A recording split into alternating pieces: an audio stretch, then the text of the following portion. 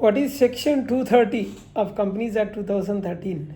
Section 230 of Companies Act deals with compromise or arrangement between a company and its creditors or any class of creditors, between a company and its members or any class of members.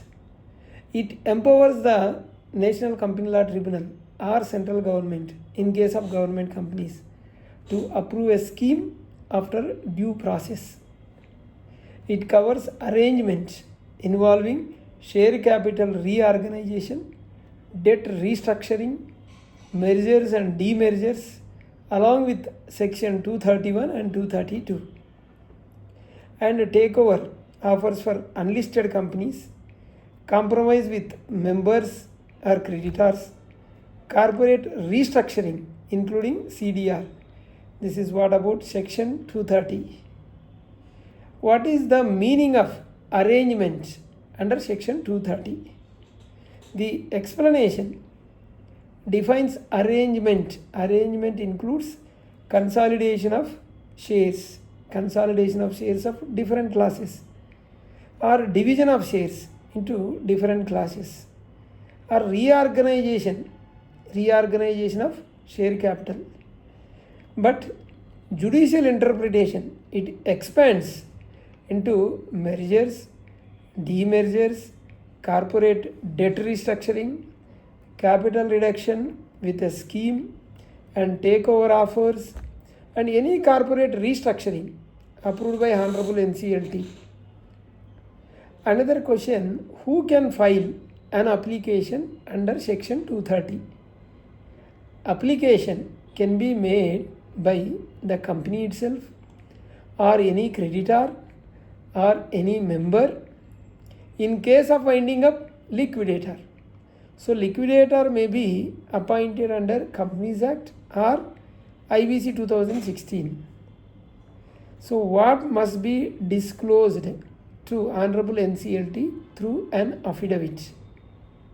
Under Section 230, subsection 2, the applicant must disclose, mandatory disclosures I am telling, the latest financial position and the latest auditor's report and the pending investigation or proceedings, details of any capital reduction, details of corporate debt restructuring if applicable, including creditors' responsibility statement, safeguards, auditor's liquidity report, RBI CDR guidelines adoption statement as per applicability, valuation report by registered valuer. Then what does NCLT do after receiving the application? NCLT may order meeting of creditors or class of creditors, meeting of members or class of members, meeting of debenture holders. NCLT also appoints a chairperson, scrutinizers, observers if required. Another question, what would be included in the notice of meeting? Notice must be sent individually to creditors, members, debenture holders. It must include a scheme copy, entire scheme and valuation, including valuation report, details of effect on creditors, KMP, promoters, effect on the director's interest, proxy, postal ballot instructions. Also must be placed on the company's website if company has a website, and must be sent to SEBI stock exchanges if it is a listed company, and must be published in newspapers. Must mention availability of the scheme free of cost.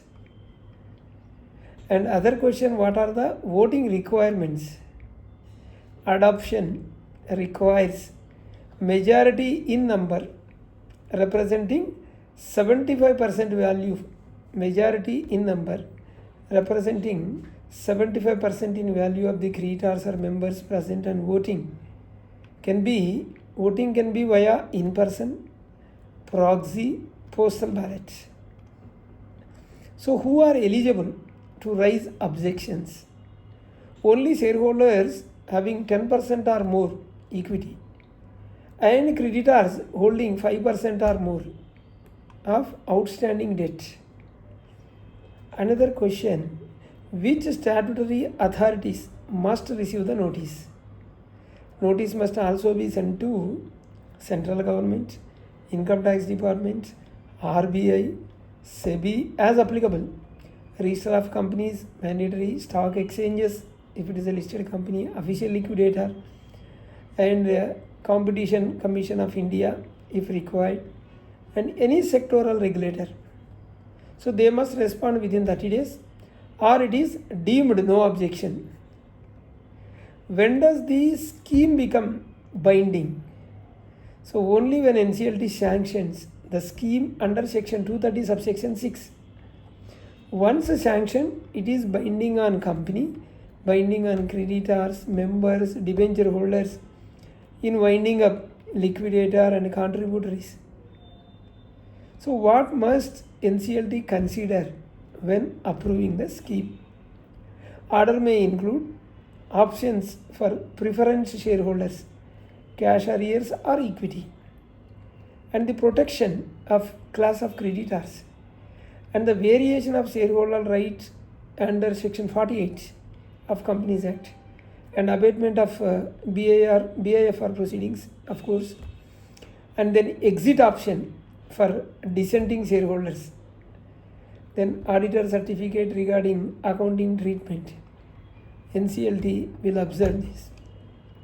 NCLT will take into consideration before approval. What is the timeline for filing NCLT orders? So once order is received, it must be filed with ROC within 30 days along with the INC 28. Then can NCLT dispose with the creditors meeting? Dispense. Yes, under section 230 subsection 9. If 90% in value of the creditors give consent by an affidavit, meeting can be dispensed. How does section 230 apply to buyback? Buyback of securities. Buyback in a scheme under section 230 must be comply with section 68. So then what is the new takeover clause under section 230? If you see from 3rd February 2020, that is notified, subsection 11 and 12, this allow takeover of unlisted companies through NCLT approval scheme. So listed company takeover must comply with the SEBI takeover regulations. Can aggrieved parties appeal against the takeover offers? Answer is yes. They may apply to the tribunal under section 230 subsection 12. How is share capital reduction done in the scheme? If done as a part of the scheme, section 66 does not apply. That is an advantage. Reduction is covered directly under section 230. So the question, what is the role of registered valuer?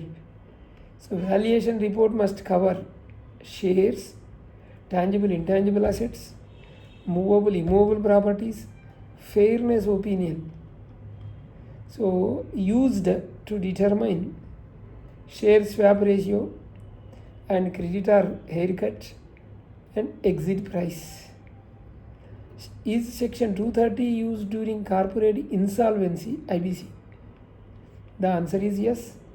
If liquidation is ordered under IBC, section 230 can be used for reverse CIRP scheme during liquidation. IBC liquidator is the section 230 liquidator scheme for this purpose. In which cases NCLT reject the scheme? This is important. Non-disclosure of any investigations, improper valuations, no creditor consents, lack of fairness, no auditor certificates, no what we can say evasion intent, tax evasion, suppose what we can say exactly tax evasion, this is intended for any evasion of tax. Then fraudulent restructuring, These are all the grounds when Honorable NCLT can reject the scheme. So what is the difference between section 230, 231, 232? Section 230 talks about compromise arrangement. 231, power to compromise, power to supervise the scheme by NCLT. And 232 talks about the mergers and demerger schemes. Clear?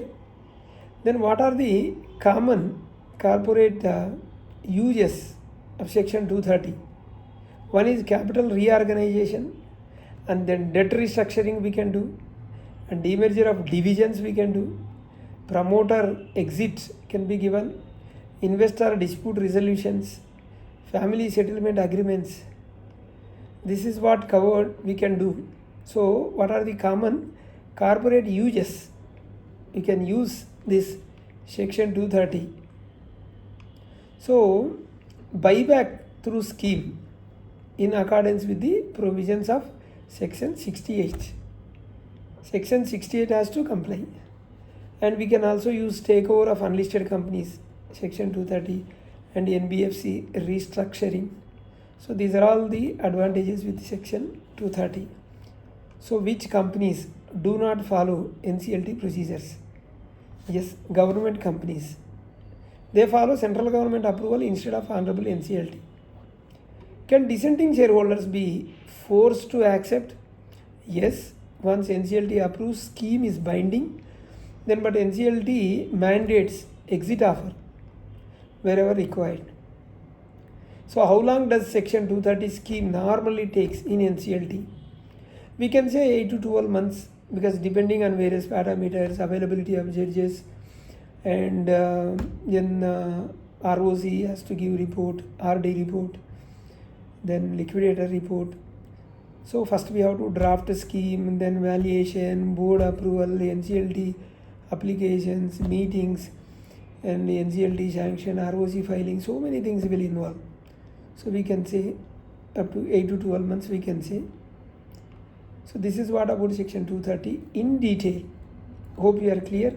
We have two channels, RR Corporates, other channel RR Legal Talks. Please do subscribe, hit the bell icon so that you will not miss our latest videos. Bye.